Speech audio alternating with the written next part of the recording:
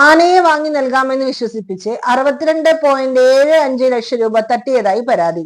പുതുശ്ശേരി സ്വദേശി സൈലേഷ്, അസം സ്വദേശി അബ്ദുൽ ഹമീദ് ഖാൻ എന്നിവരാണ് പണം തട്ടിയതെന്നാണ് പരാതിയിൽ പറയുന്നത്. ആർത്താർ സ്വദേശി ഉങ്ങുങ്ങൽ പ്രമോദാണ് കുന്നംകുളം പോലീസിൽ പരാതി നൽകിയത്. നാഗാലാൻഡ് സ്വദേശിയുടെ ഉടമസ്ഥതയിലുള്ള ആനയെ നൽകാമെന്ന് പറഞ്ഞു വിശ്വസിപ്പിക്കുകയായിരുന്നു.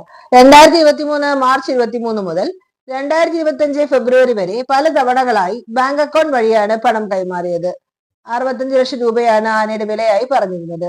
നാഗാലാൻഡ് സ്വദേശിയുടെ ബന്ധുവിന്റെ അക്കൗണ്ടിലേക്ക് 2 തവണകളായി 35 ലക്ഷം രൂപയും അബ്ദുൽ ഹമീദ് ഖാന്റെ അക്കൗണ്ടിലേക്ക് 2 തവണകളായി 15 ലക്ഷം രൂപയുമാണ് അയച്ചത്. 12.27 ലക്ഷം രൂപ സൈലേഷിന്റെ ബന്ധുക്കളുടെ അക്കൗണ്ടിലേക്ക് കൈമാറി. പലതവണ ആവശ്യപ്പെട്ടെങ്കിലും ആനയെ കിട്ടാതെ വന്നതോടെയാണ് പോലീസിൽ പരാതി നൽകിയത്.